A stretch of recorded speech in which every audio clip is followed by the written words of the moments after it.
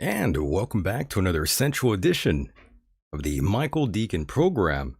I'm glad you are all here. We are gathered here today to celebrate another glorious day in the life of all of us here together. We made it through the year. Give yourselves a round of applause. I can't believe it. It's the year 2022.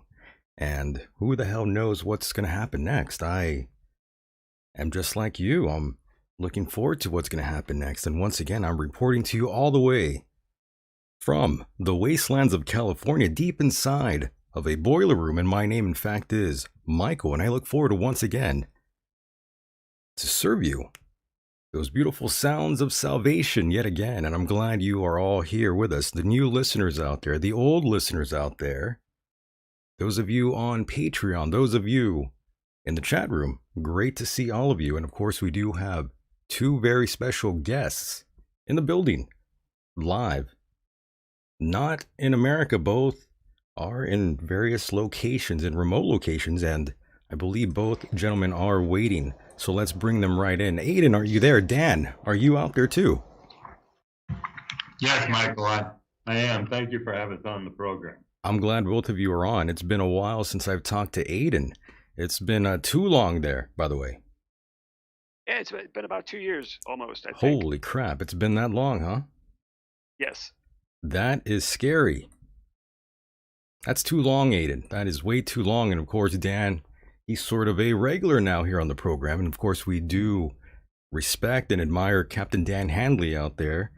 He has a lot of skin in the game. He's been through the ringer, of course, with all these things that we're going to talk about here tonight. Yes, Michael, I have. And I hope to get into what's on our website and our organization as well and give people a little bit of background information on me and what we're doing. So I Yeah, look forward to doing that. very nice. And of course, Aidan, can you remind the newer listeners about yourself and who you are, my friend? Certainly. Was educated and employed once upon a time in the electronics engineering field and became aware of 9/11 anomalies about 15 years ago and began to notice the void in the research area of the aircraft's flights that day, the technology involved, began to research it and found that there were some interesting developments preceding that day technologically that seemed to enable the capability of remote flight that did not require the accused hijackers to do as alleged, and that the technology was there to essentially allow for the planes to do what they did automatically without human intervention or control. Yes, the autopilot system. Yes, the GPS that was activated just a year before the event, the avionics that were apparently present in the 9/11 aircraft about 2 years before the event. They were not certified for official use in the US, I believe, until 2003. So they were basically dormant, unavailable. The infrastructure was there, the technology was there, the avionics was there. It just wasn't, I believe, available for official use until 2003. So it did make an ideal covert tool for foul play actors, shall we say, if that were on the agenda. You could say that. Okay, It's safe that's to the best say. way I It's can okay. summarize, I think. Yes, and I believe Dan has something to add to that. Yeah, let me. I know you got a lot of regular listeners, Michael, but for those who don't know who I am or what I do, I was a pilot my whole working life. I started out flying 54 years ago in 1968, first as a civilian pilot, and then in 1973, I entered naval aviation, flew there for 10 years, and actually 8 years and 2 years reserve time, but I got hired by United Airlines in 1978, and over the course of 25 years there, flew about seven different airplanes. So all total, I flew 15 different aircraft over a 35-year career span, accruing over 20,000 flight hours. And the reason I bring that up is, I mean, that's a lot of experience, but there's pilots out there that have a lot more, because I was early retired, grounded for life in 2003, 11 years prior to my retirement age for speaking out about 9/11. But that's another whole story by itself. But I want to make the statement publicly that even with my experience, I could not have flown the 9/11 flight profiles, in particular the Pentagon profile, and neither could the alleged Muslim hijackers. And that leads into the organization that I'd like to talk about briefly. I'll real briefly go over Yeah, it. I go won't go over ahead. the whole web. Feel free to do so, Dan. It's all right. Yeah, I'm the director and international public spokesperson for a global grassroots network called 9/11 Pilot Whistleblowers. And we've got a website at 911pilots.org and YouTube channel at 911 Pilots. And please go there, and if you're on a computer now, so if you want to call up 911pilots.org, I'll be referencing that throughout the program. But the purpose of of our group is to show that there were no Muslim hijackers at the controls of the 9/11 aircraft, but that these aircraft, as Aidan mentioned, were electronically hijacked and remotely controlled by a system called the uninterruptible autopilot that enables a remote source to take complete control of these aircraft and fly them to their designated targets. So the important thing is, once this system gets engaged, the pilots can't disconnect it. The pilots and passengers are along for the ride, which is a pretty horrifying experience for any pilot that would be on an airplane and have control of it taken over. But that's basically what we're all about. Yeah. Again, I encourage you to go to the website to read up more about us. And Dan, one thing I do like to ask everyone here, and you too, Aidan, When 9/11 first, the whole event happened, when did you realize there was more to the story than meets the eye? Well, I was in Newark that day, so I saw the buildings burning. I thought we were under attack initially, like most everybody else did. Right. I slept through the whole event. I got back to Atlanta, where I was domiciled, and started watching TV, and I saw the buildings come down identically the way they did, and that didn't quite sit right with me. But really, it wasn't until after I got back to flying, which was a couple weeks later, and I noticed the lack of security. And I thought, well, if 9/11 really went down the way they're claiming, why wasn't this implemented? Why aren't they doing this? There were a lot of holes in the aviation security system that caused me to scratch my head, coupled with the fact that flight attendant flight crews I flew out of New York, so they were petrified this was going to happen again. We didn't even have air marshals then, but even when they did come into existence, we weren't getting them on flights, and I fly mainly New York to London, and there were a lot of promises being made of security measures they were going to take, and they never implemented any of them. So I, at the prompting of air crews that I was working with, they said, "You got to say something. We're sitting ducks out here." So I went to the company, first to the union and then the company, and I was getting this tremendous blowback. And keep your head down. These guys are nasty. If you take it to the next level, you're going to get hurt. So I didn't, and that's what got me grounded. But it was because they weren't responding to what I was saying, and because I knew the security system was a farce that led me down this path to get me grounded for life. So I guess that was over from, like, say, early 2002 to when I was grounded in 2000, late 2003. Uh, and and then after that, they came out and announced what the flight resume of these hijackers was.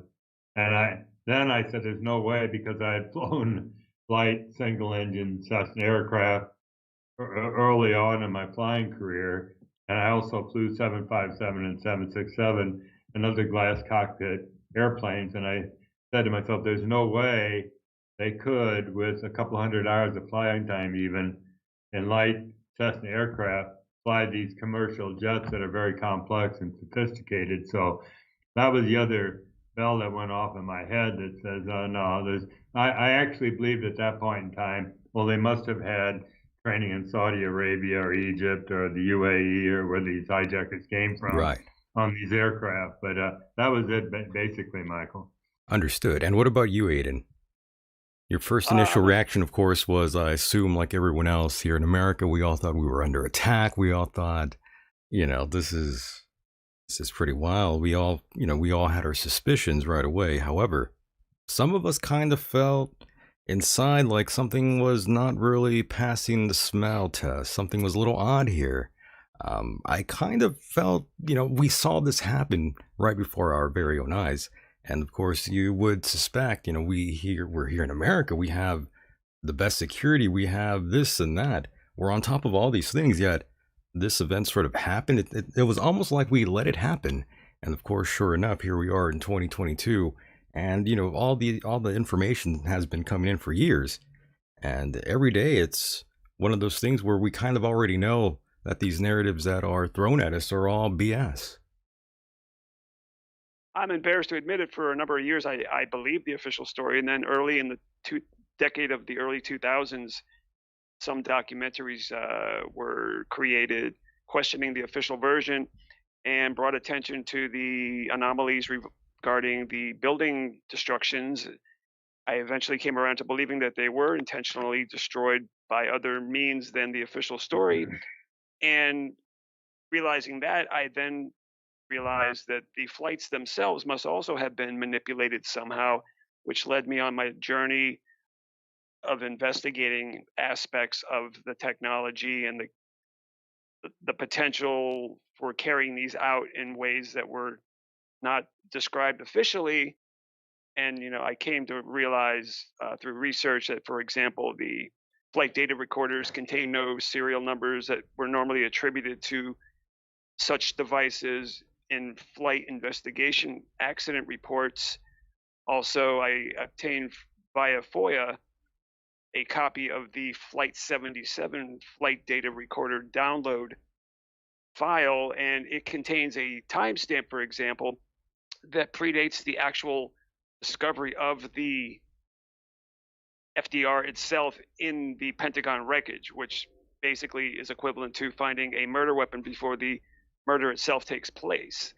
Um, and once I looked into the technology and the capabilities of the aircraft, the automated capabilities, one after another, pieces just fell into place. It just allowed for the certainly the possibility of these aircraft doing what they did under autopilot control. All four, even though there were two separate models, 757, 767, they all had common avionics packages.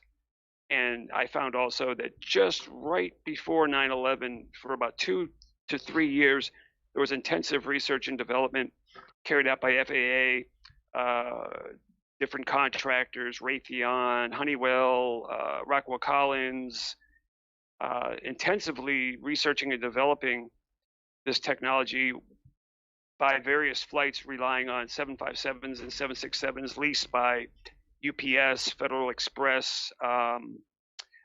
NASA had, for example, a research and development platform, Boeing 757 Ares aircraft, uh, within which some of this research was conducted. So there's just a lot of suspect coincidental activity right before the event. Right. And, since by 9/11 and thereafter, all of the research and development stopped. So it was all performed and carried out just before and right up to 9/11. Oh, yes. And of course, you do have a very interesting background yourself and electronic engineering. Of course, we spoke about that a minute ago, but those that are just joining in, that's what Aidan has been up to. He's a whistleblower. And of course, you have been researching this for a very, very long time. And of course, the last time we talked, we didn't really get to talk about Mandalay Bay. That was one thing we were going to talk about, but completely forgot. But we'll get into that much later here tonight if you'd like, Aidan. Oh, certainly, yeah. We did touch on it, I think, Slightly. briefly, but yeah, after making a career transition, I wound up in the middle of something else altogether different than 9/11, but interesting nevertheless. Oh, yes. We could talk about that later on here. And of course, gentlemen, this has been one of those things that are still being talked about today. 9/11, it's one of those things that never goes away. Kind of And like it COVID, shouldn't. right? It should, Michael. It should. Yeah, a lot of people out there, they have a very hard time believing that perhaps our government was in the know. They say that's insane. No way our country would ever do something like that. Well, our organization isn't saying exactly what happened on 9/11. We're saying what could not have happened, and that is the hijackers could not possibly have flown the airplanes, and we can get into that a little bit later. But that leaves, okay, how did 3 airplanes strike 3 buildings that day, if that is what actually happened, because some don't believe it did. But anyhow, it's another story. The only viable alternative explanation that one can have is that this uninterruptible autopilot system was employed, because you look at the accuracy of the hits and that it was all accomplished on their first attempt.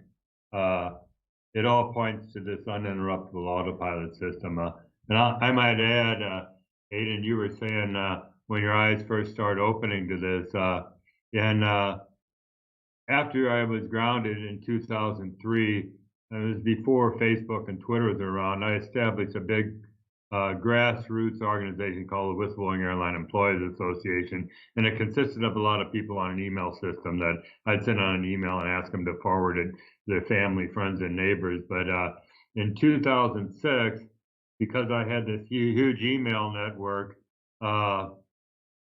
someone contacted me and said, "Hey, there's a pilot out there they're going to terminate because he's a 9/11 whistleblower, basically."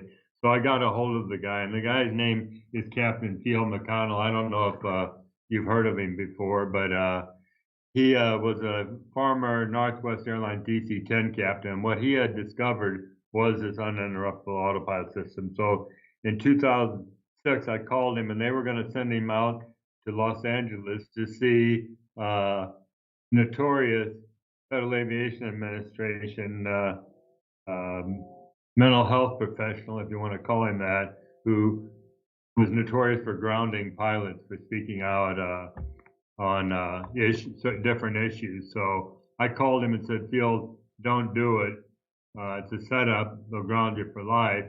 And him and I became friends, but it was in early 2007 that he first introduced me to the uninterruptible autopilot. And I have to tell you, I told you before, I thought they had training in some other country. When he told me about it, it was my aha moment. It was when I said to myself, so that's how they did it.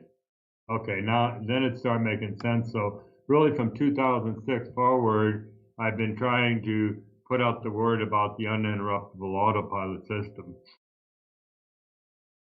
Yes, and going back to the single-engine Cessna aircraft that these alleged hijackers were taking test flights in. They were taking flight lessons, and of course, they weren't the best students. Needless to say. Yet they were able to, Yet they were able to perform these aerial maneuvers that seem impossible. Right. What's interesting? I'm sorry, Dan. Continue. No, you go ahead, Aidan. I can say it later. Oh, sure. You're referring to the Pentagon flight profile, the descending turn. I found that in researching the research out of Stanford University, for example, specified that the augmented GPS that came into effect just before 9/11 Act was turned on a conditional basis, allowed for autopilots to actually perform descending constant radius turns. And what you find in at least two of the three flights, the Trade Tower and Pentagon targets, 175 and Flight 77, both hit their targets performing descending turns. And I found doing some trigonometric calculations and relying on video of Flight 175, for example, that the plane itself was lined up about a mile and a half distant from the target, about 8 seconds before impact.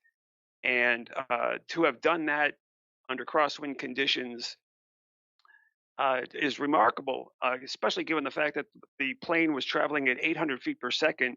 Were this turn to have been initiated a second sooner or later than it was, you necessarily missed the building by hundreds of feet.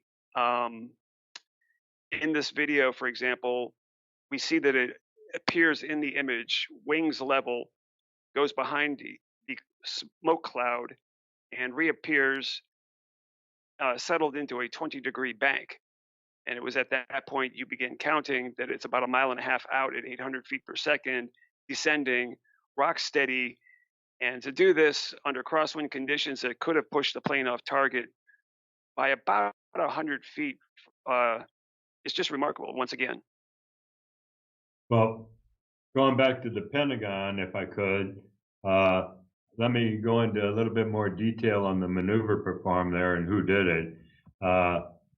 Hani Hanjar was a 29-year-old Saudi Arabian hijacker who came to the States mid-90s, took some training, but was a very poor student before going back to Saudi Arabia. And he came back about a year, not even a year prior to 9/11, and tried to re-enroll in the jet tech flight school in Arizona that he had flown at before, and they wouldn't take him because they didn't want to waste assets on him. So you can read on our website all the negative comments that were made about Hani Hanjar, but I knew this. The Pentagon profile that he supposedly flew, the airplane took off from Washington Dulles Airport heading for the West Coast. It got up to cruise altitude for a while and then did a 180, an about face U-turn back to Washington, D.C. and started a descent. And at 7,000 feet, it begins this 330-degree right corkscrew turn, descending and accelerating to arrive precisely at the surface without touching the surface to strike the Office of Naval Intelligence at over 500 knots and he did this on his first attempt. Well, this same maneuver was replicated in a simulator by another grassroots group, pilot group, and flown by highly experienced pilots, and they crashed the simulator when they tried the profile. But it gets better than that, Michael and Aidan.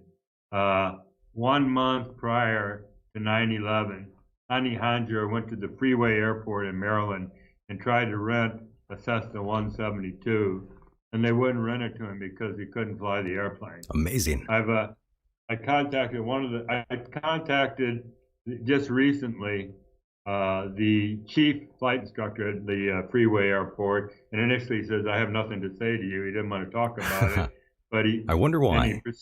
He proceeded for about 7 minutes to chastise me for even bringing this back up again. Leave it alone. It's 20 years old. You're going to open a whole can of worms. Nothing's going to come of it. And I said, no, it's never been criminally investigated. There's a lot of people out investigating the crime. So anyhow, he said I wasn't the one that flew with him. There were two other instructors, which led me to investigate a little bit further. And I found out there was a man and a woman, Ben Connor and Sherry Baxter, who did in fact fly 3 flights with Hani Hanjour between them.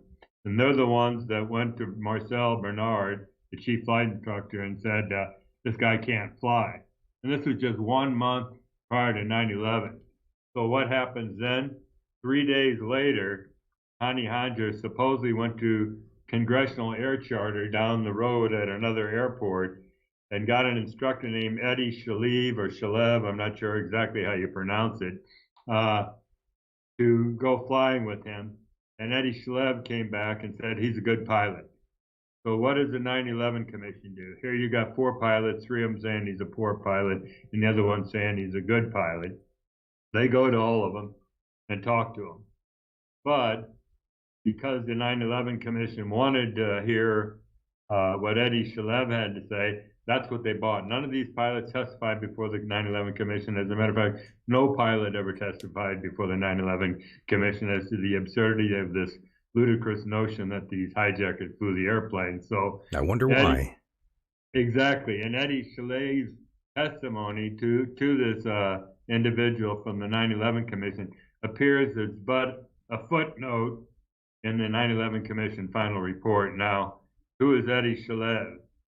Eddie Shalev is an Israeli that served in the Israeli Defense Force who mysteriously disappeared after this all occurred. As a matter of fact, Congressional Air Charter shut down, and so did the airport. So Eddie Shalev is nowhere to be seen or heard, but we're trying, I can talk about the FAA investigation ongoing right now, supposedly, and how we're trying to, holy cow, I just got a message. My sister had a heart attack. Oh my God. Yeah. Can you, your sister had a heart attack? Is that what you said? That's what I just heard. My sister called me on Skype. But anyhow, Jesus. Let me continue. Go ahead. Let me continue here.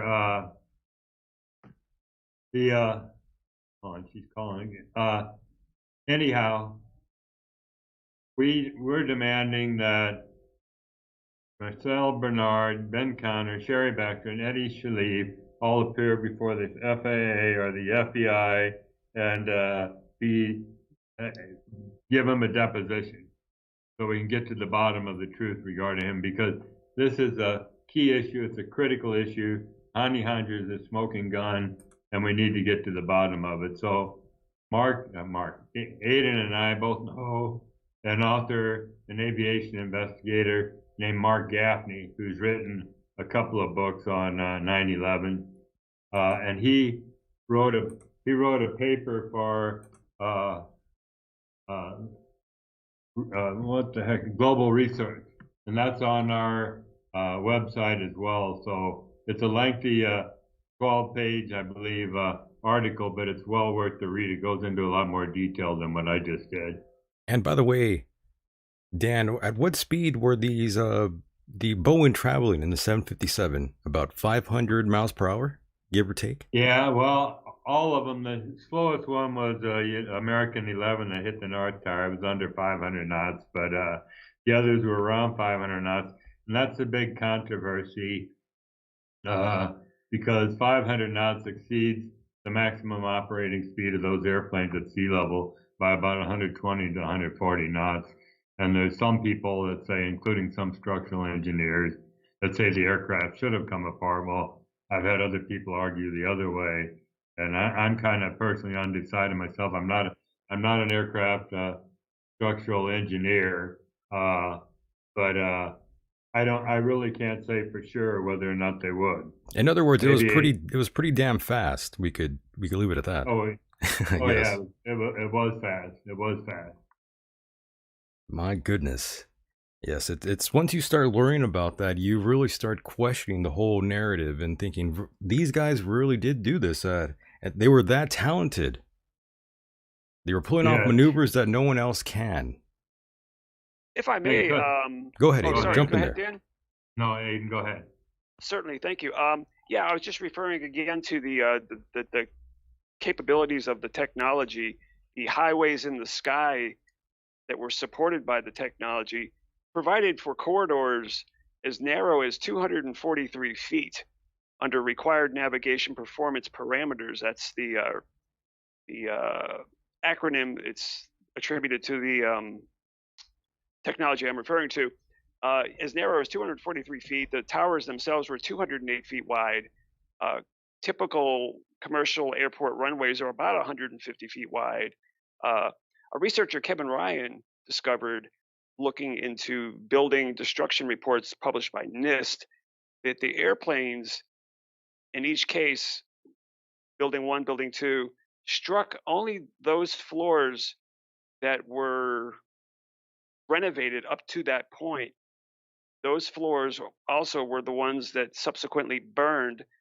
And it's just a remarkable coincidence that the contractors that were performing renovations within the buildings during the year or so before the It was attacks a miracle. had only, Yeah. yeah, had only carried out renovations of the steel fireproofing on those floors that were impacted and subsequently burned.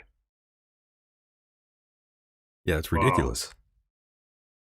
And of course, the chat room here, I've been staring at it for a few moments here. Everyone is kind of on board with the zero accountability sort of angle where no one really gets in trouble or brought to justice for any of these crimes. And of course, we have all these people like Cheney, Rumsfeld, John Bolton. Remember him? You have all kinds of people out there, and Right. that should be held accountable for what went on. Well, it seems that We also have oh, PNAC, the Project for a New American Century, as most of the listeners know exactly what that's all about there, where we had all the pamphlets and all the propaganda to push for a new Pearl Harbor. it seems that Well, I'm sorry. Continue, Dan. I'll let you go first because what I have to say is a rather lengthy story. It's what our organization is doing. Oh, certainly. Yeah, I'll just summarize to Michael's point that I think we're discovering more and more lately that our federal government agencies have been captured by NGOs, non-governmental organizations, internationally and domestically. They're unduly influenced by them. They've been around for decades. They've wielded undue influence behind the scenes over our official organizations that would look into these things under normal circumstances, but because they are steered by unseen forces, shall we say, that therefore we haven't had the investigation we need with 9/11. Well, that dovetails into what I was going to say, Michael, and maybe you too, Aiden. Remember, may recall that originally our goal of our organization was to recruit highly experienced and trained, qualified pilots from around the world, whether they're active or retired military or civilian, to be interviewed, which I've done numerous interviews with, who attest to the fact that not only could they not have flown the profiles, but the hijackers could not have flown them themselves. So we were planned on taking this information we have and other evidence we had gathered to an organization called the Lawyers Committee for 9/11 Inquiry in hopes that they would present it to a U.S. attorney, forcing him to convene a grand jury investigation into allegations. But I've been told recently that we're on the back burner with this organization. So and they actually intimated that about a year and a half ago. So what we did in August 2020, uh, I I contacted the FBI in Washington, and I filed a report. I told them, look, I want to report some information on a crime that was committed some years ago, and proceeded to tell them all about the uninterruptible autopilot. She's taken down all this information and says, well, we'll call you back if we need any more information. So I waited a month. They didn't, so I called them back. And they got uh, annoyed with me and pretty much told me to bug off, leave them alone. They'll call me if they want to. So I called the Transportation Security Administration, and he recommended that I call the FAA or Boeing. So I went to the FAA. I'll make this a little bit shorter than what I could. I went to the FAA and filed an FAA report via their hotline. And initially, I got a receipt saying they received the report, and I provided them with some information, some background information on the uninterruptible autopilot system. And the next thing, about a week later, I get email from an FAA aeronautical engineer in Seattle saying that he would be my point of contact, and he wanted to set up a three-way call with him and a friend of his in his office and me the next day. So I came back to him and said that would be great, but I attached a whole bunch more information, including a 60-page document on the uninterruptible autopilot system. And I got an email back to him saying we didn't realize the depth and breadth or the scope of this investigation. We're going to need more time to look at this. So they called the meeting off.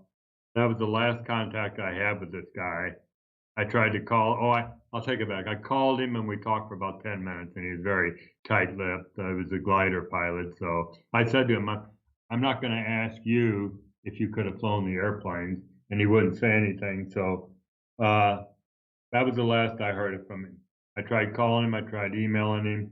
Nothing worked. So I went to his boss in Washington, emailed her, told her what was going on, and I wound up getting sent back to the FAA hotline that I filed the original report with. So this went on for several months, me sending them more information, and I finally caught them using Freedom of Information Act in lies and deception and what they were saying. And I confronted them on this. And they wound up sending, I got as an attachment to an email that I was copied on, a 3-page memorandum refuting everything I was saying, but it was full of holes, lies, and deception. So I came back and refuted that. And Jeff Dubin, the chief investigator he's the director of safety for the FAA, came back and basically said, we're not going to talk to you anymore. So then I went to the FAA administrator, up to the Secretary of Transportation, the Secretary of Transportation Inspector General. I even wrote the Director of National Intelligence, the Attorney General, the FBI Director, went to the Department of Justice Inspector General saying, hey, we're being stonewalled here. This is the biggest crime ever committed on American soil in its history. It's never been criminally investigated. You've got to open an investigation. And I wasn't getting a response. So what I did about a month and a half ago was send a letter to the House of Representatives, Government Oversight and Reform Committee saying, hey, the ball's in your court. I actually sent it to 2 subcommittees as well. There's a subcommittee on government operations and another one on national security, and said basically, I've been lied to, stonewalled for a year and a half, and I'm demanding that the House committee open an investigation into it. So that's where it stands. I've gotten much further than I thought I would, but I knew from the very outset that I wasn't going to get anywhere. This is an uphill battle. Yeah, it's one of those things. It's one of those things. Yeah, just establishing a correspondence trail so I could go to Congress, but that's where it's at right now. Yeah, you really went to every agency, it seems, every alphabet player out there, and no response from anybody. Well, I got the standard auto reply. Can computer generated response. So that's saying thank you and feeding me a line of garbage. But other than that, no, I haven't received any letters in the mail from these people. And for a year and a half, I said, give me a single point of contact, phone number and email address from someone within the FAA that I can talk to you directly, and they wouldn't do it. So, Well, that's not surprising. Do you think we'll yeah. ever get any real facts from what happened that morning? I don't know. I hesitate to put this out on the air, but I will. Uh, we have a join us page on the website. All you got to do is put your name, email address in there, and we put you on our email list for updates on what we're doing. And it's got a comments box there. And I was looking at it the other day, and I saw a journalist from Dhaka, Bangladesh, had joined our group. So I emailed him an article that I had written, and it turns out he Yeah. was a journalist that worked for a company called, let me think, Interpress Service, which is comparable to the Associated Press. It's about 60 years old, headquartered in Rome, got about 400 journalists worldwide, and it puts out new press releases to about 140 countries in the world. And I asked him, I wrote a letter, and the title of the article, I wrote an article, and the title of the article was U.S. Pilot Whistleblower. I can't remember the title. And the U.S. pilot whistleblower claims that the 9/11 aircraft were remotely controlled. That was it. I had to stumble to it to think about it for a minute. And he came back and said, yes, he would publish the article. So in the next week or so, this article is going to go out, hopefully to 140 countries. And it's very, it exposes a lot. And I don't think the government will be happy that I did it. But anyhow, that's where that stands. Because in the article, it puts the U.S. government on report for stonewalling what our organization is doing. So I've Yes. got a lot of help. I'm the public mouthpiece and founder and director of the organization, but we've had people from all over the world join us, and we've got a pretty big number of pilots that have joined us as well. So all of them demanding that an investigation be conducted, but Yeah, yeah, probably might not happen the way we wanted to. We might not ever get any real answers for what happened that morning. well, That's the insane part of it all. That's very frustrating, I would have to say. Anyone out there who is driven crazy by what happened, like many of us are, yeah, and we're not going to get anywhere. Not with the government. They don't really like to not admit their mistakes. They have a habit of doing that. well, with the exception of the 2,977 victims of 9/11 whose next of kin have been demanding an investigation for years, the only hope I see possibly would be if a foreign government took the information, or governments, plural, took the information and ran with it and conducted their own independent investigation. And I see that could possibly happen in Muslim countries because next to the victims, the Muslim countries in the Middle East and South Asia that have suffered more due to the lies of 9/11 than anyone in the world. Millions have been killed, maimed, or displaced in these countries based on the illegal invasions that occurred there. And if the information could somehow be filtered to these governments, and if they had the guts, they could form an international commission to investigate the information because there's a wealth of information out there, including from the Lawyers Committee, architects and engineers, and a number of other people that have come forth with information that could conclusively prove that it was an inside job. Speaking of which, Richard Gage has been on the program, by the way, Oh, he has. not too Okay. long Well, ago. Yeah. he's a friend. I've been on his program recently. So he's got a program called Richard Gage Unleashed. He had me on last month, I believe it was. So, Very nice. Very, very nice. And of course, Aidan, are you also believing that do you also believe that there were no Muslim hijackers at the controls of the aircraft? No, I no longer believe this. For example, some skeptics may say, well, we heard the hijackers, for example, on the radios saying what they said. However, anyone with the capability to transmit on those frequencies could have said what was said over the airways. For example, and speaking to the technology, if anyone's curious, the avionics packages allowed, for example, the remote transmission of flight plan waypoints that were directly installable into the flight management system computers, for example. And as an aircraft was in autopilot flight, these new waypoint flight plan data could be remotely transmitted, installed, and implemented mid-flight. So, as I was saying before, the technology was there. I know pilots for 9/11 Truth some years ago interviewed an avionics technician who spoke to the existence of so-called backdoors in the flight management computers and software that allowed for remote and covert uh, acquisition of the systems mid-operation. So there was just many opportunities through Sure. technology Yeah. to carry out what was done.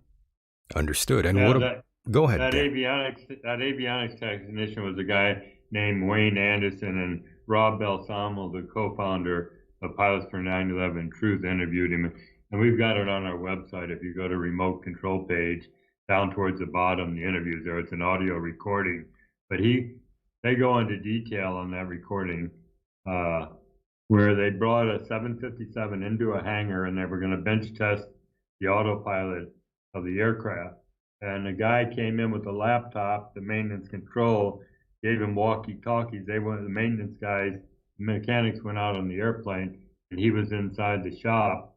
And he told them to engage the autopilot, which they can buy when they're bench testing, they can bypass a switch that simulates the airplane and is in the air, so they can engage the autopilot. So they did that, and he proceeded to take complete control of the airplane.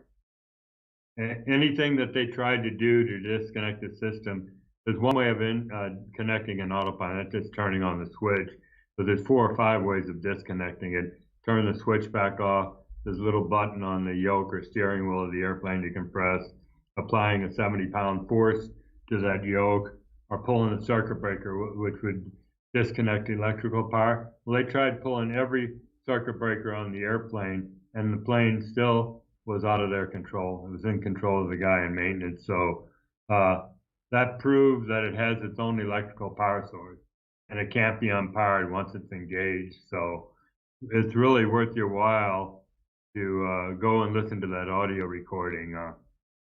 Speaking of the website, about a week or two ago, someone on Facebook gave me an article saying, I think you want to look at this.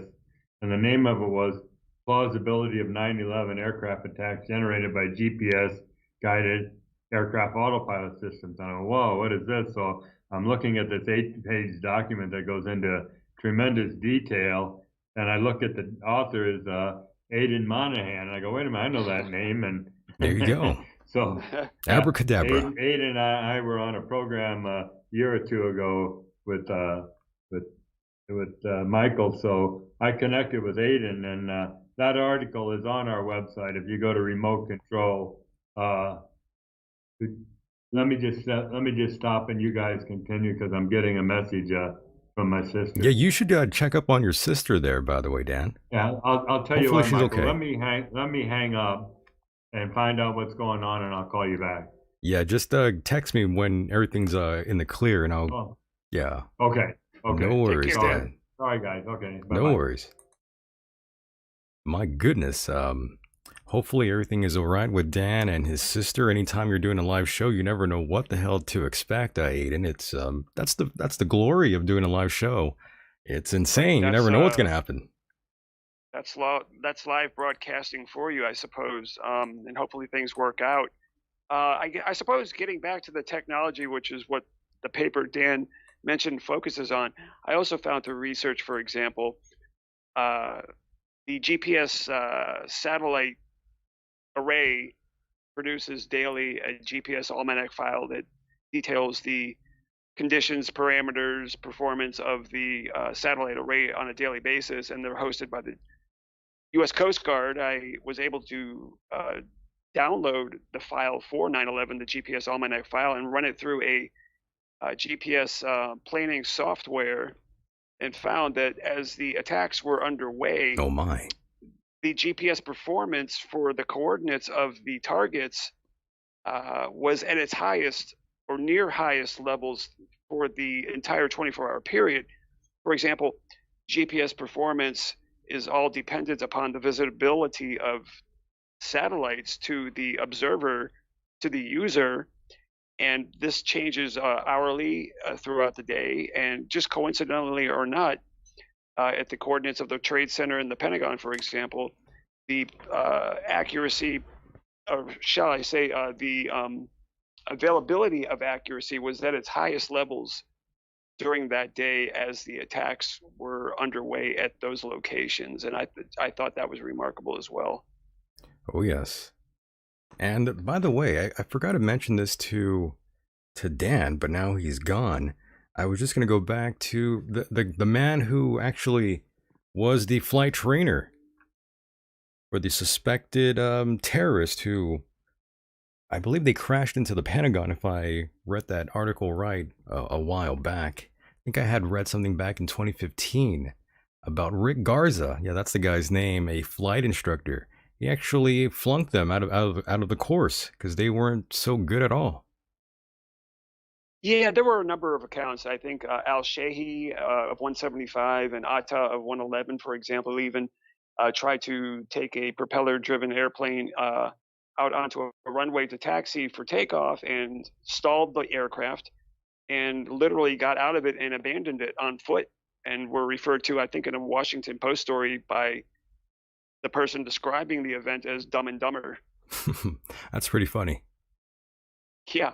As well, I mentioned earlier, speaking of the towers and the renovation work that was Sure. underway there, for example, it was carried out by a company called Turner Construction, whose CEO at the time was a close associate of President Bush, later became a neighbor of his in Dallas, Texas. And this is a contractor that as well performed, rather built the headquarters for an organization called the Naval Sea Systems Commanding Division of the U.S. Navy, who at the time, circa 9/11, was the only reliable source of nano aluminum powders in the United States, which were a component of the nanothermite that appears to have been found in some of the dust samples that were collected subsequent to 9/11. So if one digs deep enough, they can find that there are all sorts of just too many coincidental connections that overlap one another and really give one cause to question everything. Oh yes.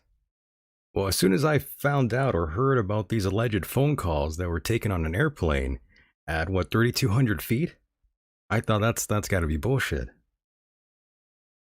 No way Yeah, cell there have phones been were able to do that back in the day. yeah, there have been a number of anomalies raised. I know that also that there were some hijacking exercises carried out on different various commercial models of aircraft, and some of the reports of these events in some documents uh, report that some similar types of simulated calls during these exercises were made that were comparable to the kinds of calls that took place allegedly on 9/11. And I know some people, obviously, maybe others are aware as well that there were some tests done, experiments done that demonstrated. I think A.K. Dudney of Canada, for example, a scientist, demonstrated that beyond a certain altitude, these cell phone systems were useless and could not connect. And it makes perfect sense because you want to direct all of your cellular radiation into the usable spectrum. So, therefore, you're not going to transmit straight up into areas where planes are flying at 30,000 feet. You're going to bring it closer to the ground for to concentrate all of your useful energy to connect calls at such altitudes, and therefore you're not going to have the possibility probably of connecting calls that are located at 30,000-foot altitudes. No. That's why I always thought, well, that's got to be wrong. No way. Cell phones were that good back in the early 2000s. That's kind of I know I've insane. tried. Yeah, I know. Speaking for myself, I've tried a number of times over the years to try to connect or see how long I could maintain a connection, taking off in a commercial flight, for example. And uh, within seconds of leaving the ground, signals were lost, repeatedly, and not restored until I was nearly back on the ground. I'm glad they didn't So kick you off the plane for doing that, by the way. yeah, um, yeah, I just happened to discreetly do what I did, and just out of my own curiosity, and Nice. never was able to maintain bars, so I to see. speak, beyond seconds after leaving the ground. Understood. Understood. Once you find out these little factoids, you really start to question the whole narrative even further. Those that are new to all this and have never heard about any of this before, I'm sure some people are scratching their heads. They're saying, "Oh, you're telling lies here on the show." Well, certainly, the official story seems to be little more than an unproven allegation, captivating, for some, easy to disseminate across mainstream media and captivate the masses. That's what they did. But It was a mass and they hypno. did. Yeah, You mean the official photo of Atta, for example? You feel as though you're looking at Satan. Great propaganda. However, it doesn't demonstrate anything. It doesn't prove anything. And there are other anomalies I found. For example, as well with the oh my goodness, it's been a while now. I'm having a mental block here. it happens. It Yeah, happens. the flight transponders. I also did some analysis of the performance of those devices on the aircraft that put out automated identification information to the flight control system, or the air traffic controllers, and some of those the performance of some of those devices were allegedly manipulated by the hijackers. But I wish I'd had more time to review this. It's an interesting analysis. There are some anomalies contained there No as worries. well, Okay. that cannot necessarily be attributed to the official story, let's say. And do you believe this was a controlled demolition? I've come to believe this, yes. Physically, it just seems to have been impossible for what happened to have happened. As well, researchers discovering what appeared to be nanothermitic contents of the dust that was recovered by some survivors of the event and turned over for analysis. The temperatures, for example, on within the collapsed structures, burning at the temperatures they did for months, highly unusual. We're told that the contents were dustified, so therefore you don't have a fuel source, but nevertheless, for months, these super hot temperatures were being generated by fires within the destroyed wreckage of the building. So another conflict that just doesn't make sense. I agree. It doesn't make any sense. And of course, you had all kinds of witnesses there, eyewitnesses on the ground, like police and firefighters who heard explosions when all this was going down. Yeah, and certainly seconds before the collapse of Trade Center 2, we see this a molten material appear from the side of the building, and coming out of it and generating the kind of white dust that is associated with thermitic reactions, referred to as aluminum oxide. Just by sheer coincidence or not. I guess getting back to also some of the research I did into the flights, for example, I did a FOIA request of the Bureau of Transportation Oh, that's Statistics right. looking for flight history of the 9/11 aircraft, and discovered after getting a response from them that there was no flight history for some of these aircraft for an entire 1 year period prior to the event, which begs the question: where were these aircraft? What were they doing? Who was doing what with them, and so on. Yes. It just brings up even more questions that have been left unanswered, sadly. Certainly. And Aiden, another thing I did want to get into this with you was going back to Mandalay Bay for a moment here. Sure. What was it that you wanted to talk about in our early email exchanges? You said you had something to bring up in terms of what happened there. Oh yeah. I was working in the capacity of a security professional at the time of a sister property of the Mandalay Bay Hotel. Much of what happened afterwards came onto our property, which is very nearby the venue that came under attack. Uh, there were reports for up to an hour after the event of active shooters throughout the Las Vegas Strip Yeah. location, uh, one after another moving north up the Strip as far as maybe a mile.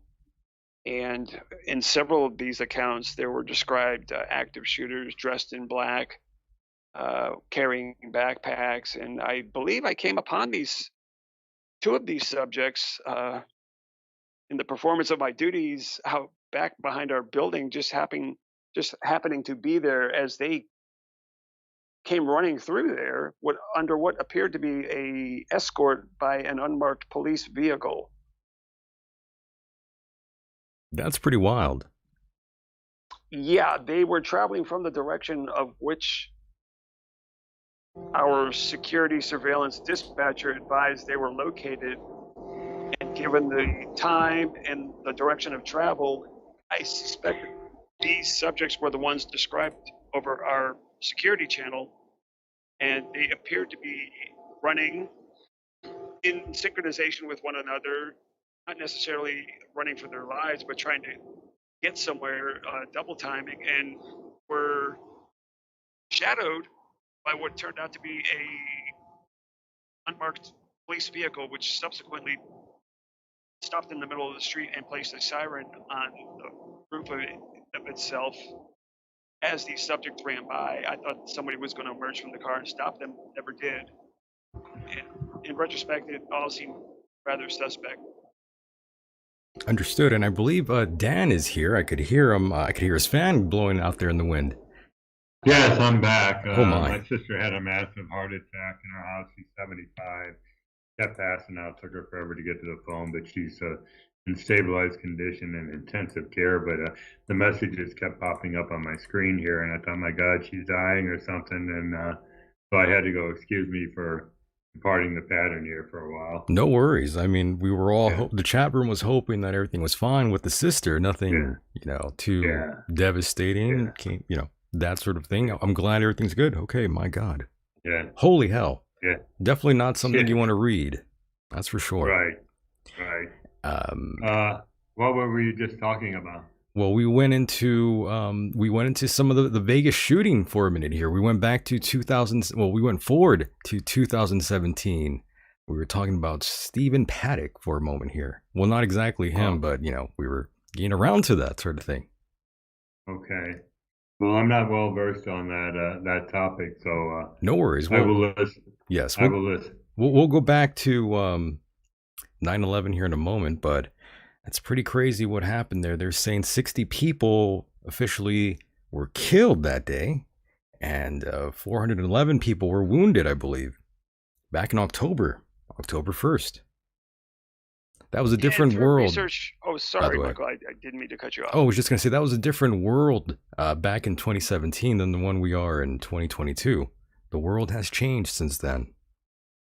Most certainly. I found through research, for example, the doctor of Paddock is a employee of the Department of Homeland Security as well.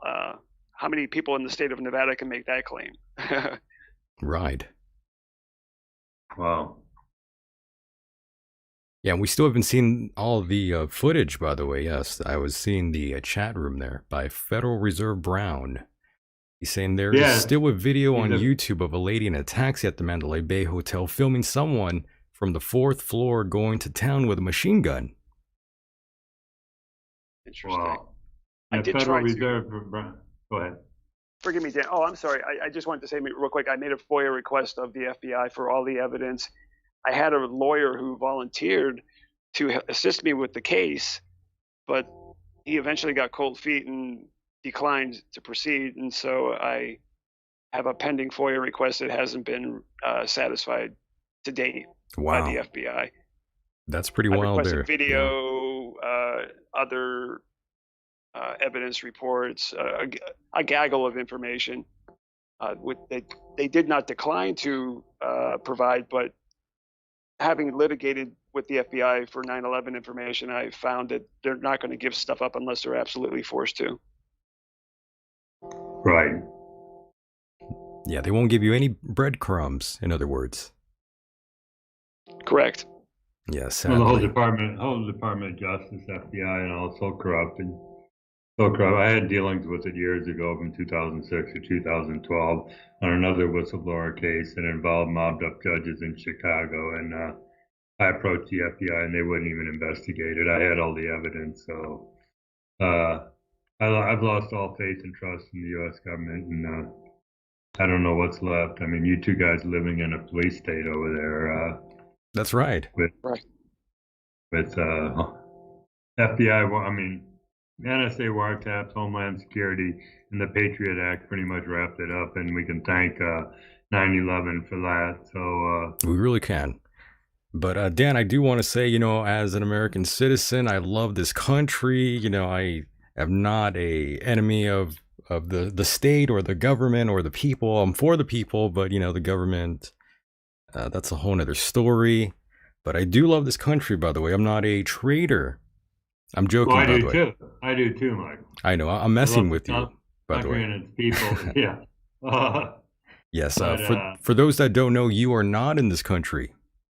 no, in 2010, I met, fell in love with, and married a Pakistani woman, and I've been here happily ever since then. And the U.S. government is well aware of my location, the fact that I'm a big mouth, loose cannon 9/11 pilot whistleblower saying there were no Muslim hijackers at the controls of the 9/11 airplane in the midst of 200 million Muslim Pakistanis. And I don't think it sits well with them because Yeah. I get interrogated by the FBI and TSA when I enter or leave the country. But I was just about to I'm not. ask you that, Dan. I was going to say, do you have trouble flying?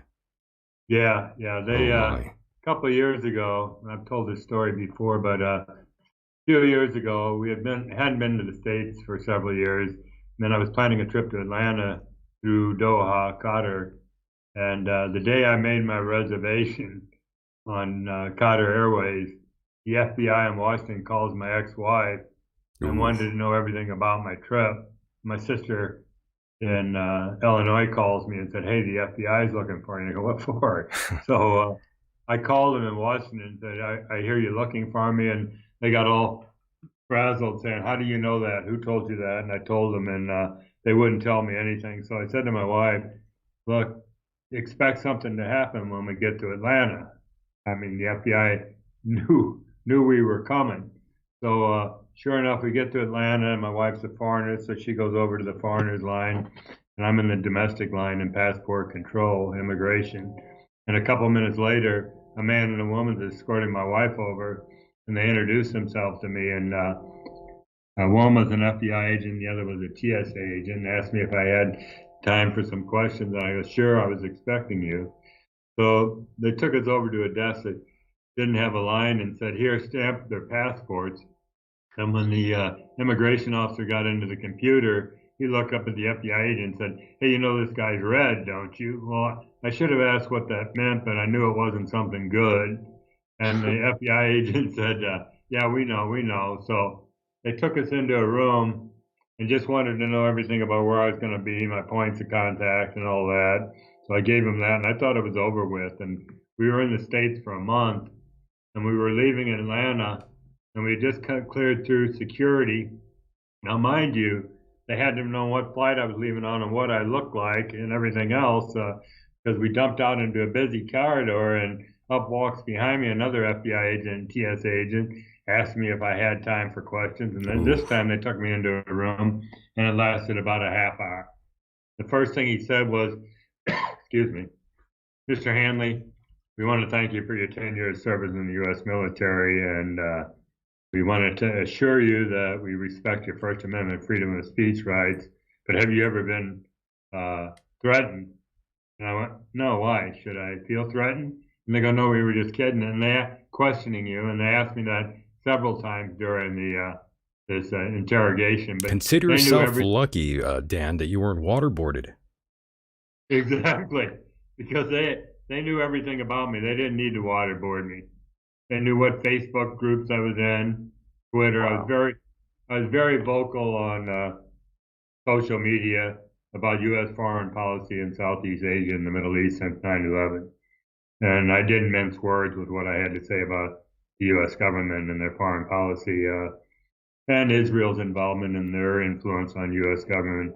But yeah, they knew it. They knew it all. I mean, my wife buried her head in her lap, laughing, and he's in it. And all he does is post on social media, and I let him go. They just sent down here to do a job. But it happened again when we came to the States a couple of years ago.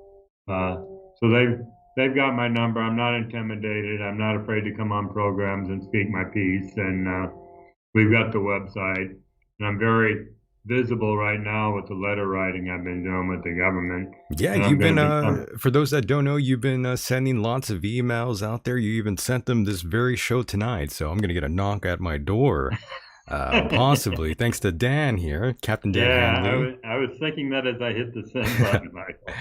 Oh, man. Well, they already know of me, yes. There's been plenty of people that shouldn't have been on the show that have been interviewed. Let's leave it at that. But yeah, good times. But they definitely will be checking out the show. That's what they do. Yeah. The feds are always listening. Exactly. National security.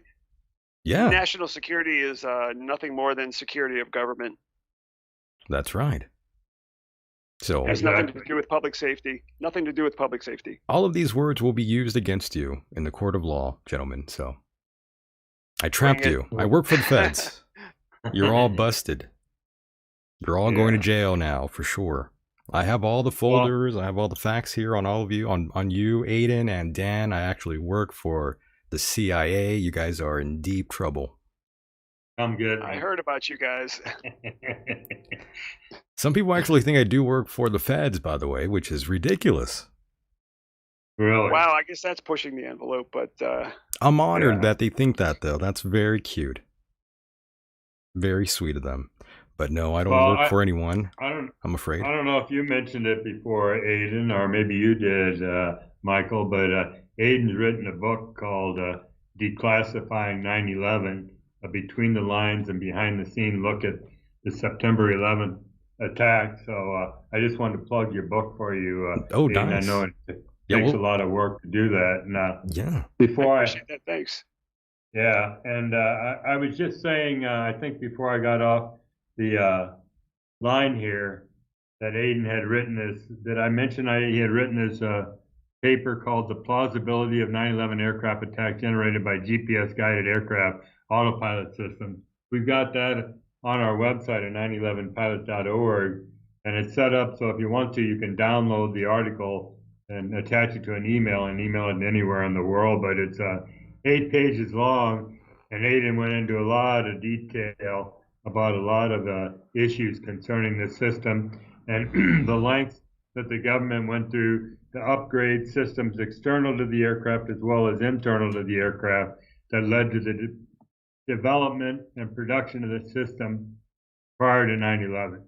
And it's critical that this information be brought forward because prior to that, our organization, all we had was the Rob Balsamo interview with Wayne Anderson on our website to show, because Wayne, in his interview there, admits that when they were doing this bench test on the autopilot, it was the 1996, 1997 timeframe.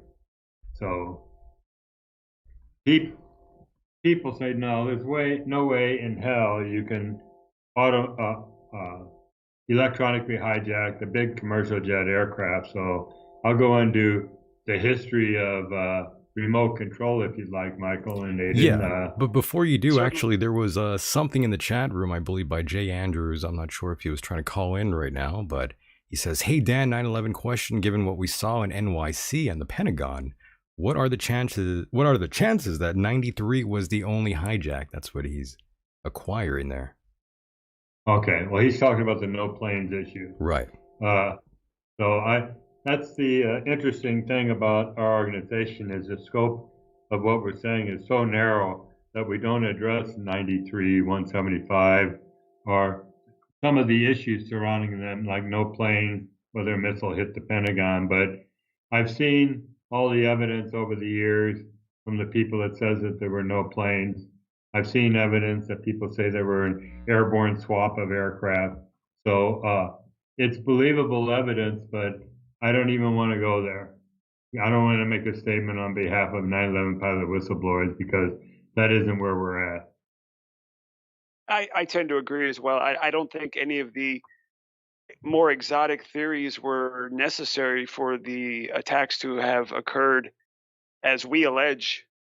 All of the technology was widely available, in place, and ready for use. And as I said once again, I just don't think that any of the more exotic theories are uh, needed for things to have happened the way they happened, in my opinion.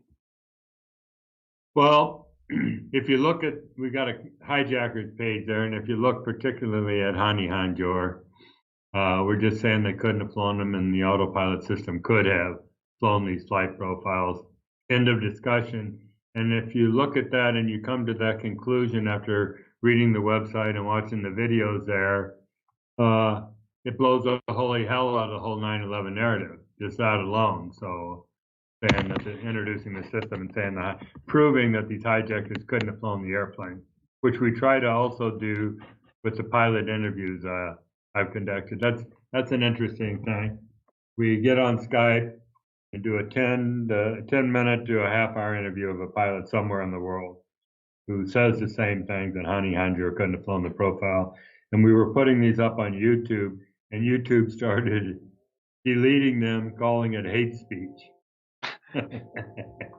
So we temporarily have suspended doing that. We're going to other video platforms we're putting up on. We'll resume that. But it's pretty telling when you have all these pilots saying the same thing over and over again that there's no way. And I believe, as do other people, that the reason why so many people fell for the official stories that these hijackers couldn't have flew the airplane, is because they're not pilots. And they can't conceive of the absurdity of this ludicrous notion from a pilot's perspective that they did fly the airplane. I mean, it's just crazy. And the fact that this was never brought up before the 9/11 Commission. I mean, the government came out and said, look, we know who they are. We found the passports. We found the books in Muhammad Atta's car, blah, blah, blah. These 19 people did it, and everybody bought into it. They bought it, and they came to the States. They had training. Well, training we've got an airplane and a cockpit page on our website, and you look at the airplane difference between a Cessna 172 and that of a 767, and then you go, hey, one of them weighs a ton, the other one weighs 100 tons. One of them is 27 feet long, the other one's 180 feet long. You're comparing a 100-knot airplane to a 500-knot airplane, and a 180 horsepower engine compared to two engines that produce 48,000 pounds of thrust. It's the equivalent of having had your license for about a year in your family car, and then getting into a large semi-tractor trailer, an 18-wheeler, get it up to 500 miles an hour, and try to drive it to a garage without scraping the sides of the truck, or getting into a Formula One race car, getting it on the track up to 200 miles an hour, and try to keep it on the track with that little experience. It just doesn't happen that way. It doesn't add up, that's for sure. And of course, it doesn't add up. And then you look at the cockpit comparison. We compare a Cessna 172 cockpit to that of a Boeing 767. There's no way in hell those guys could have gotten in the cockpit of the airplane, interpreted the instrument, managed the flight management computer through the control display units, and navigated down to fly these things the way they did. It all just doesn't add up. And that's what we're trying to show on the website. Yes, we're trying to beat it into everyone's head. Beat it Yeah. into beat all these people over the head with this information. And of course, once you add in the flight trainer who flunked the two 9/11 hijackers from the Pentagon, Rick Garza out of San Diego, you would have to sort of rethink the whole narrative. Exactly. Amazing If I stuff. may, and sorry, if I may, and Dan, I think can confirm this for me. Most people may not even be aware of the fact that most pilots are only flying the plane for about 90 seconds at takeoff and 90 seconds at landing, and the rest of a typical commercial airline flight is under autopilot control. Well, they got to drink coffee and eat crew meals, Aidan. Exactly. Yeah, And that's correct. It's so automated. People don't realize the sophistication of these systems. These systems, I was shocked in 1989 when I first got on my first class cockpit airplane and saw how automated it was. I went home to my then wife and said to her, my job's done. It's over with. They've automated the whole system. And they told me in school early on that these systems were derived from cruise missile technology. And when you see the accuracy of it, it's incredible. And it's demonstrated on an auto landing.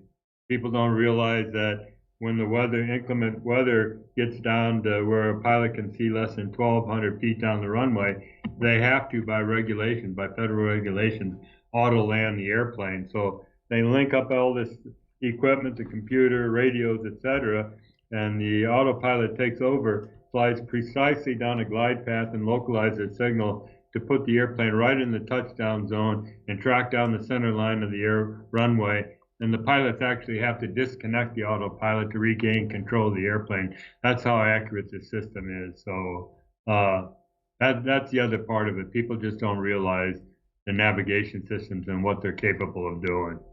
Right.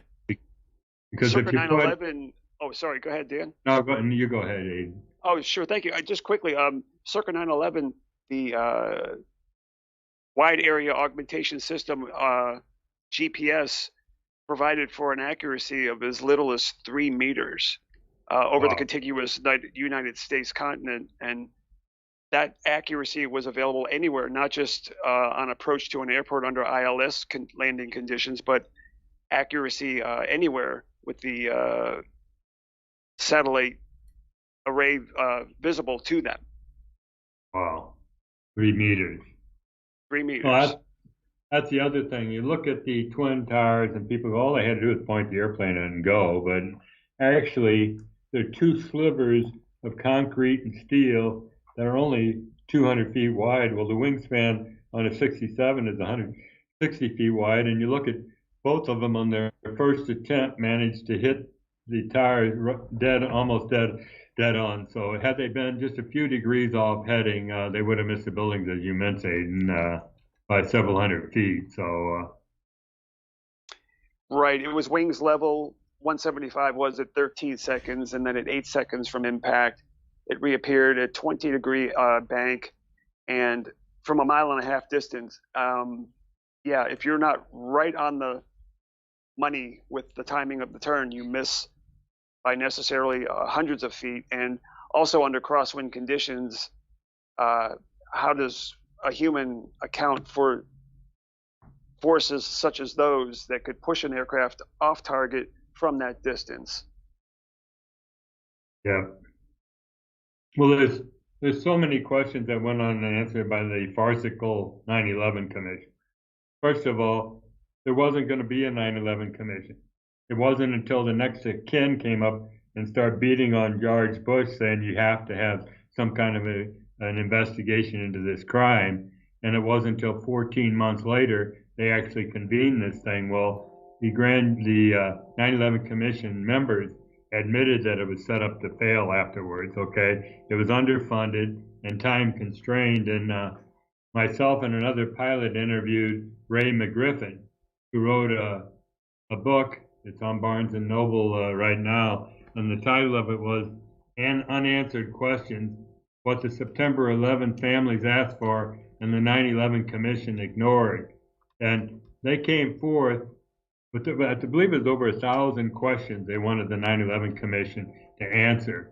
And the 9/11 Commission only addressed 30% of those questions. And Ray said really only 10% of them were answered adequately. So this is why they're still out there begging for justice. They're still demanding the truth, and it's falling on deaf ears with our government. So, I think they are ignoring all these things. right. That's why you're being constantly stonewalled. Oh, sorry. Go ahead, Aidan. Jump in there.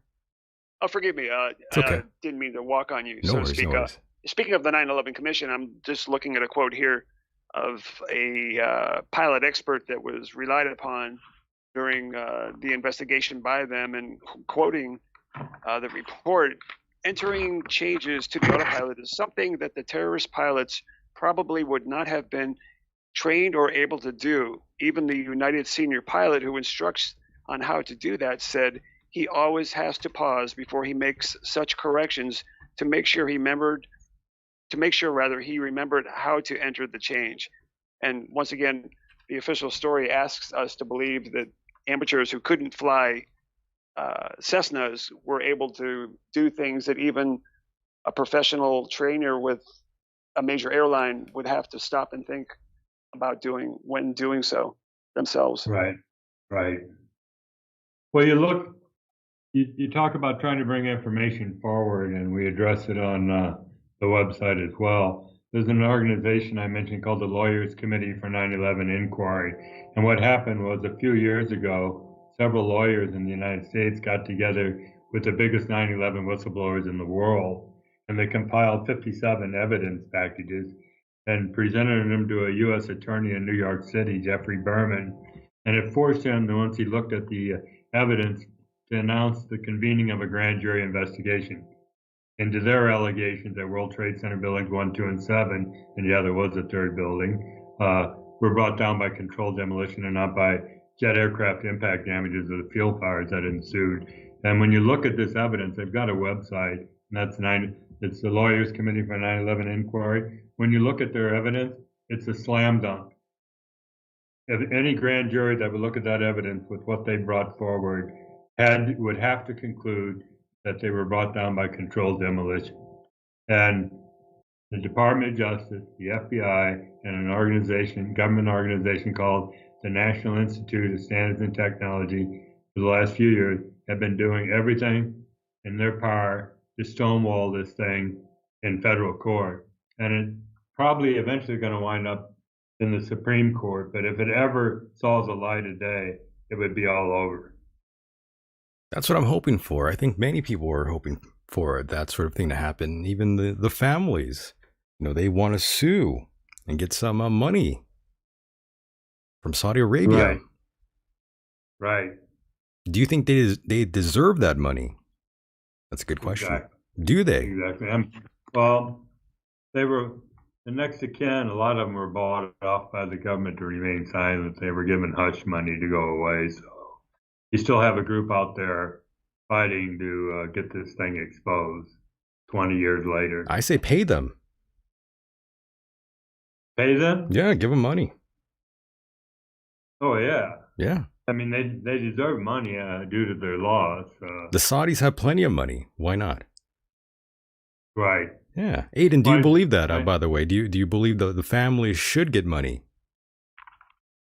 Oh, certainly. There should be certainly a criminal and civil liability on the part of a number of parties, and certainly the next of kin and survivors should be the beneficiaries of such compensation or justice, shall we say. Certainly. Go ahead, Dan. Sorry. No, I was just going to talk about, I had dealings with the National Whistleblower Center and Government Accountability Project several years ago. They're both Washington-based. They're whistleblower advocacy groups. They're the largest in the world, okay? And I was working with them for a couple of years, and late in the ball game, they came to me and said, Dan, look, based on our statistics, there's less than a 2% probability of a whistleblower in the United States winning their case.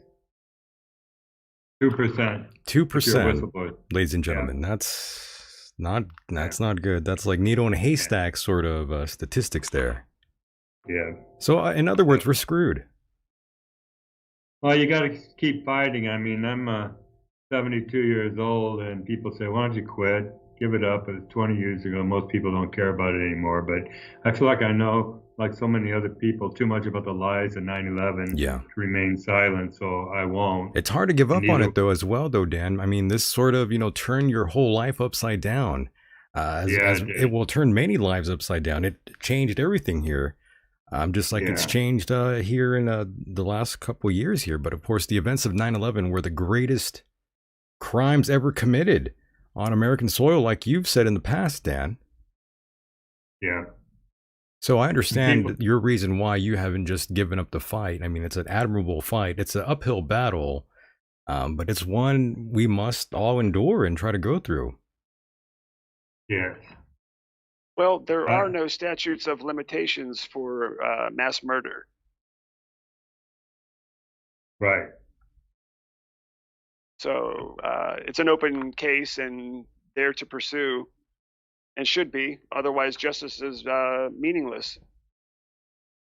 Well, excuse my condemnation of them, but you can thank the 535 moral cowards of Congress for going along with this story and perpetuating the lie for 20 years, as well as the, I'll call it Zionist owned and controlled mainstream media that's perpetuated the lie as well. And so many people turn on their TV and believe what they're being told. And every year we hear the same thing, the Muslim hijackers, and no one bothers to question And too many people are of the mindset that if it wasn't on TV, it never It never happened. happened, right? And we need to change that by staying busy, educating, organizing, it. and doing the best we can to get good people into office. Often that starts at the local level. Right. Well, I'm looking forward to the people in Washington reading the article that was written that hopefully is going out to 140 countries. So Mike, and 'Cause good work, Dan. I just wanted to acknowledge that and congratulate you for did staying you busy. And did you read it, Aidan? I did scan it, yeah, and I found it very compelling, yeah. And I think it would be an eye opener for some, and a good place to start for those who don't know as much as we do. Well, there's 7.9 billion people in the world, and 1.8 billion people of them are Muslims. And like the next of kin, they would like the truth to be told. And that's personally the target audience of 9/11 Pilot Whistleblower, because we recognize that the Western media, and for a large part, the Western global population, seems not to care about this issue. Otherwise, it would be brought up. It'd be front and center stage. I mean, so we're hoping. On September 11th this past year, I actually managed to get on national TV for an hour, but I had two other panelists on with me, and the host of the program drove me away from what I was talking about. But that's what I personally am trying to do, is get in the print media in the Middle East, Oh, you were on South TV, Asia. Dan. Is that what you're saying? Yeah, I was on TV. I was on Odds TV. My Oh, wife okay. is a newscaster for the largest news station in Pakistan. It's state run. They wouldn't dare let me on, but she knew the CEO of Oz TV coming into 9/11, and she saw me scrambling trying to get on some programs here and get articles printed in the paper. And she called him. He goes, "Sure, I'll have him on." So the tragedy was we got to the host's office 15 minutes before, Yeah. and he goes, and he had interviewed me on a completely different topic years ago. And so he goes, "Here's what I'm going to ask you." And he starts asking me questions that I didn't even want to be asked. And I said, "No, no, no." I said, "Call up 911pilots.org on your computer here." And I started trying to point out who I was and what we're doing in 15 minutes. And he's got his producer in there taking notes, but he didn't even, he said I was with 911.org. He didn't say pilot. So I'm trying to drive people to our website because we're convinced that if they read it and watch the videos, they'll believe what we're saying. That's right. That's And, 911pilots.org for anyone Yeah. curious out there and you want to get more information about Dan and all these things that we're talking about. It's all there. That's 911pilots.org. Yes. Yes. And by the way, can we And, find footage of that, by the way, you on TV? Yeah, on my YouTube channel, our YouTube channel, 911 Pilots, down about 2 lines and it says Oz AAJ TV. But the other tragedy is for people that are only English speaking, as I was, most of the program's done in Urdu, the national language of Pakistan. So it's almost not worth the watch because I didn't get to say exactly what I wanted to say, but it's a start. I got on national TV here. Yeah, you were on TV And, for a while. It's not too bad. Yeah, I'm Perhaps you hoping. can. Go ahead. Sorry, Dan. perhaps you can find someone. Perhaps you could find somebody to install subtitles. Some subtitles, right? Yeah, that would be a good idea. But yeah, I can't speak the language. But I'm hoping that this article that goes out will draw some more attention. I actually was on a producer from a Malaysian TV station came to me about a year and a half ago. And if you go to the About Dan Hanley page on the website and scroll down toward the bottom, there's 2 3-minute interviews I did. The first one of them was approaching 9/11, and we talked about the uninterruptible autopilot.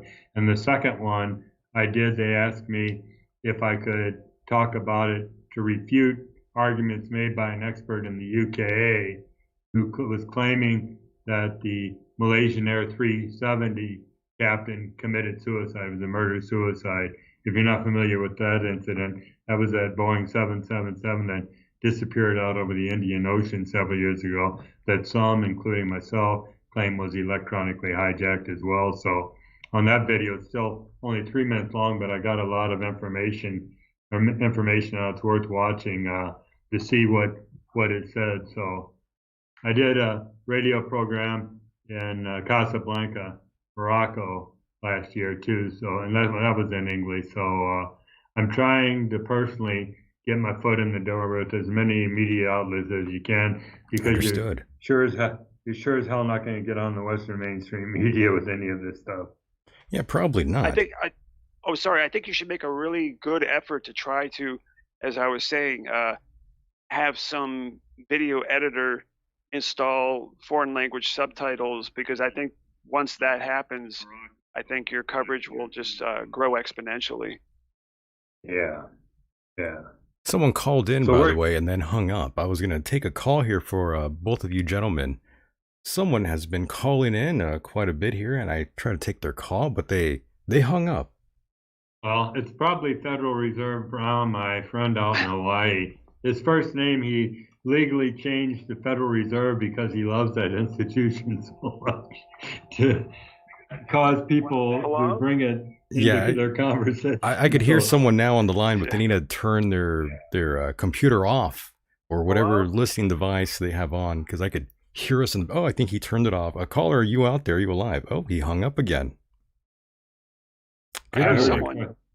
I did too. No one is ever patient when they call in. They think, they're going to get on right away, even though we're talking. But if you do call in, remember to turn off your computer or whatever you're listening to the program with. Definitely call back in. We'd like to hear from you. Oh, I guess that's him again. Hopefully he has taken our advice here. Caller, we can hear you. Hello? What's up? Hello. I heard somebody. Are you out there? What's going on? But if you do call in, remember. Oh, yeah, he's still messing up, so we're gonna have to let that guy go. Some people drop the ball. Caller, go ahead. You're live. Hello. Whoa! Now he's yelling at us. What's going on? Hello. Yes. Hi. Go ahead. Hello. Is this the Michael Decon program? I believe it is, sir. How are you? I'm calling the Michael Decon program. Me too. I don't understand. None of us do. There's some kind of line tie going on. No, I brought both of you in. Oh, okay. I'll hang up and try again. Oh my goodness. No, we can hear you. Yeah, we could hear you. Hello? What's going on, brother? How are you? Now I hear myself. These calls are gone, by the way. They dropped the ball. They have annoyed me already. I'm sorry. I'm not taking any more calls. They have screwed the show up now. So anyways, gentlemen, I'm sorry to bring the show down to a halt there. The life of a live broadcaster. That's right. I should not have merged those calls together. It confused them. They got so scared. They thought they didn't know who they were talking to, but that's the fun that a live show brings, but oh well.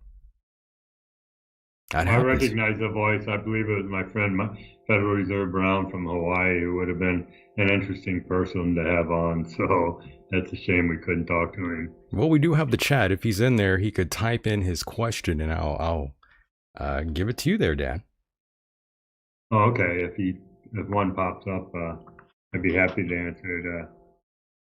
Yeah, no problem. So anyhow, I'll just throw this out there. I'm on Facebook at Dan Hanley and Twitter at Dan Hanley4. If anybody wants to join me there, I'm very vocal on a lot of issues. So yes, and I do want to thank you very much for being a part of the program, Dan. I know we have been going on here a bit, but by the way, we do have one more call. Hopefully, it's not someone who will drop the ball again.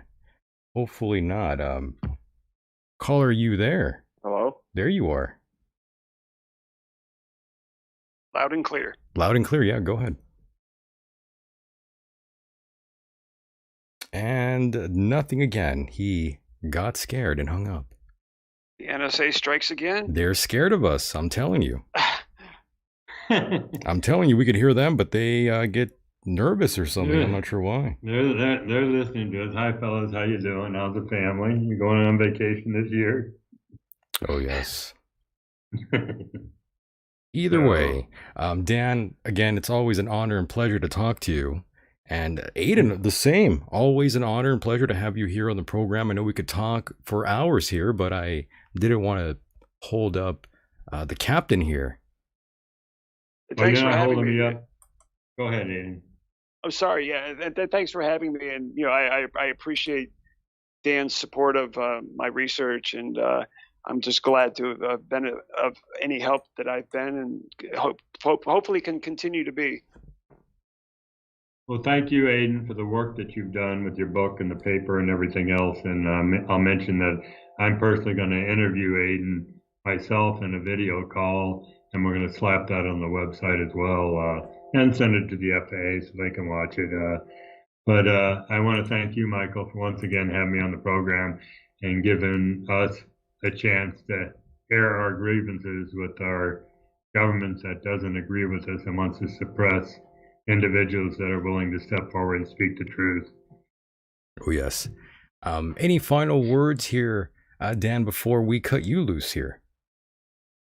No, just if you're listening and you haven't gone already, go to 911pause.org. At the top, there's a Join Us page. Join us on the website. And I'm going to throw this out there, and I don't want people to construe that we're money-grubbing whistleblowers trying to capitalize on 9/11, but we do have a donate button, and we do have overhead expenses such as a website management, development, administrative costs, and other systems we're trying to put in place to spread our readership. So if you want to give $5, whatever you can spare. I know times are tough for a lot of people right now, but we'd appreciate any donation you can give. And we even take Bitcoin on there. Bitcoin, so, nice. Yeah. Thanks to our web developer, that's on there. But anyhow, thanks again, Michael. Thank you. And of Great course, work, Dan. Yeah, and of course, Aidan, that comes down to you now. Any final words? Any final words or thoughts? Anything we didn't cover here before we cut you loose as well? No, I think that covered it. Again, I invite listeners to take a look at the research, take a look at Dan's work, take a look at the implausibility of the official story, and just know that there's something else going on here, and has been for 20 years and always is. In the cases of major events, the official story is often the biggest conspiracy of all, and citizens should just be vigilant and do their own research and not take the word of the 6 o'clock news. That's right. And hopefully all of you are very healthy. You haven't contracted COVID yet. Hopefully that's not you out there. Not so far. Very nice. Dan, you too, you're COVID free out there, right? Yes, I am. Yes, we are COVID free. Things are sort of dying down in that regard. So. I've been taking ivermectin, so I'm okay. Oh, good. Feeling good. And yes, 3 for 3. Yeah, I've actually, I've contracted COVID multiple times. The last time on purpose, just as an experiment. I mean, we are living in a science experiment, so I thought I had the right to also experiment too. And I got my wish. Hey, but I'm fine. Yeah. A unique kind of research and development. That's right. I have to risk it all sometimes. Without a risk, there are no rewards in life. Putting it all on the line, literally. Once again, boys, gentlemen, men out there listening, thank you all for being here tonight. And of course, I want to thank our guests, Captain Dan Hanley and Aidan Monaghan. Great gentlemen. Thanks, I respect both of you tremendously and hope to do this again with both of you on the other side. That'd be great. For sure, guys. I'll talk to you guys soon. Okay. Thanks again, Bye-bye. Good night, guys. Bye-bye, See you, Dan. Thank you. Bye-bye, Aidan. And there they go, boys and girls. That was phenomenal. I enjoyed that very much, and I'm sorry I had to cut the lines there for those that were calling in. Sometimes we get calls and sometimes we don't. That's the way it works here. But once again, I do want to thank all of you out there for being a part of the program. Those of you that will listen to this back on, on the podcast version of the show, where you could find on iTunes, Stitcher, Castbox, anywhere where you could find this show, any platform out there. And of course, those of you in the chat room, the newer listeners out there, thank you very much for checking out the show. It's been fantastic, but I'm looking at the clock here, and as we take it home here tonight and pull this Larry Silverstein style, again, I do want to thank all of you out there, those of you on Patreon. For those that don't know, I did a show just the other night with Mike Hideous, my co-host, exclusively on Patreon. So if you want more content, please go to patreon.com/Michael Decon. And of course, michaeldecon.com. Go there. All the information is right in front of you. And of course, if you want to email me, that's michael@michaeldecon.com. michael@michaeldecon.com. Please subscribe to the channel here. If you have not done so, we would appreciate that. Yes, Robotic Punk, all the way from Australia. And that's another thing I do want to mention. We do have plenty of international listeners out there, and I do want to thank you for taking time to listen to our show. We do want to thank all of you out there that are outside of America. We appreciate all of you out there. We are very international. I never thought this show would be heard all around the world, but it's true. Everyone around the world does love this program. All the international listeners out there, we love you very much. It was a top talent show yet again, boys and girls, but it is now time to close the doors here. And again, it's been a fun time, but we were here for a good time, not a long time. Tomorrow I might return, by the way. It might be live, it might not be live, I'm not quite sure. We will be talking to Eve Lorgan tomorrow. That's going to be a lot of fun. So definitely stick around, boys and girls, as the world turns. As the world turns. Yes, hello to those in Ottawa. We love the Canadians out there as well. And yes, rip to Manny Lopez, whoever that is. I see you, Anthony. Yes, I'm sorry I didn't take your call. We had to wrap it up here, folks. I do want to thank you out there, Jay Andrews, Dublin, The Earth Observer, the Pale Horse, Bubba, Cats Jackson out there. We love you very much. Yes, there's so many names out there. I'm pretty sure I forgot. Yes, Steven, the Federal Reserve. Who else? Eric, Melissa. Yeah, there's so many of you. So many of you indeed. And of course, all the other messages I was getting during the show when I was trying to concentrate here, most of you were making me laugh, sending me all kinds of messages here. through Twitter. Very fun. Once again, boys and girls, it's been amazing. It really has. Much respect to all of you out there. And with that said, the world is a mysterious place, and life itself is a mystery. Until next time, good night, everybody.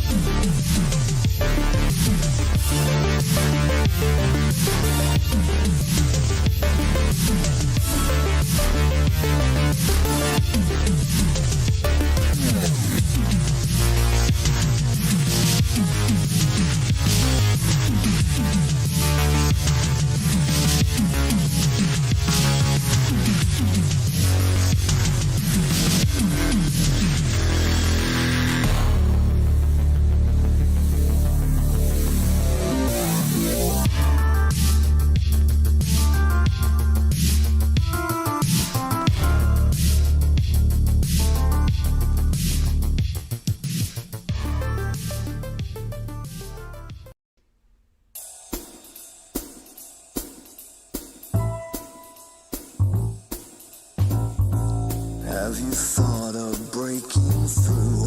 Ain't it part of what you do?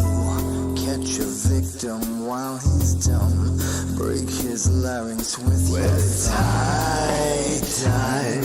and it's time to get high. Well, this ain't no goddamn dream, it's exactly what it seems. Wake up today just to lay back down and say, I won't be coming back. Let's call it a heart attack. Give me some of that knack. This is just a final payback. They all flipped on me, took my passions, left me be. When I had a place to sit, a goddamn attitude to fit. Talk real smooth, knew where to spit. But things have changed and I have quit. Got nothing to look forward to but a backlash full of lies. You're too late for where you're going. This is fate, the whistle's blowing. It's much too late. It's all too late. You're much too late. like a piss hole punk with his nose turned up and a fragrance all your own. Tell me what it's like to be alone. And let's not forget the skull-faced prick who offers fix to your face. He dropped out of the subhuman race. That's sad. Boo-hoo-hoo. But I'm goddamn glad that piece of shit was just a fad. Tell me, boy, where were you? What's your story? I mean, really. Where have you been? Was it the big time and full of sin?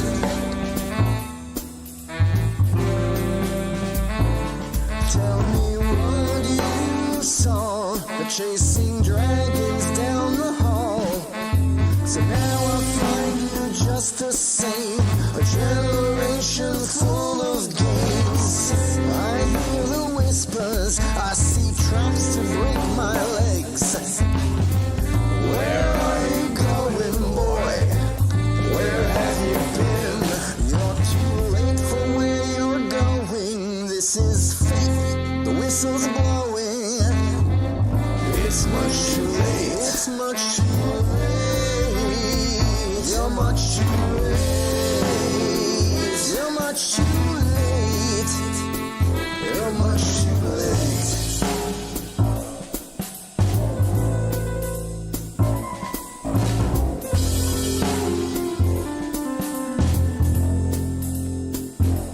Tell me, where are you going? Where have you been? Tell me, where are you going? Tell me, where have you been? Where are you going?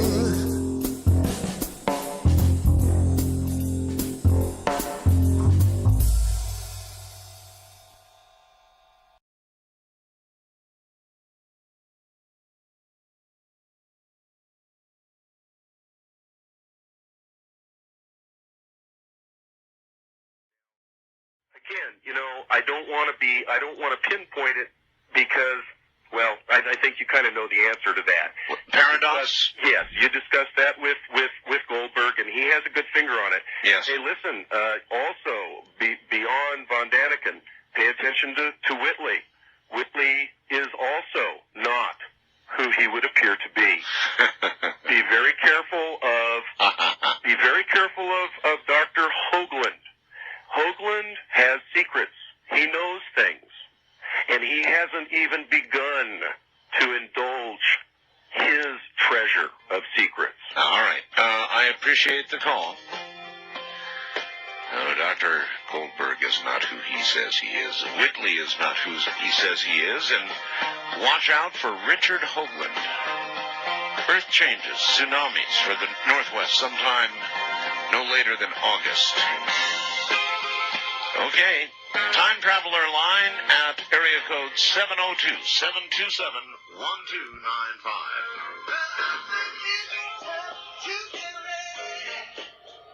Mike in Montclair. What's up, Mike? Governor, next time you want to sit on a beach that is closed to the entire world except you, you put your fat ass in a car and go to one that's open to all your constituents. Well, not just you and yours. Interesting, Mike. You know what? What's that? What's that, Gov? Mike, I love getting calls from communists in Montclair. Montclair. You're a bully, Governor, and I don't like bullies. You know what? And listen, I'm not the one who came on the air. Hey, hold on, Mike. Mike, I'm not the guy who came on the air, swore on the air. Who swore? And so you did. Get the heck out of here. You're swearing on the air, Mike. You're a bum. Let's just go. Bad optics, okay? Mike. I'd love to come look at your optics every day, buddy. Oh, that's you know what, and you know what, Mike. What matters is what you do.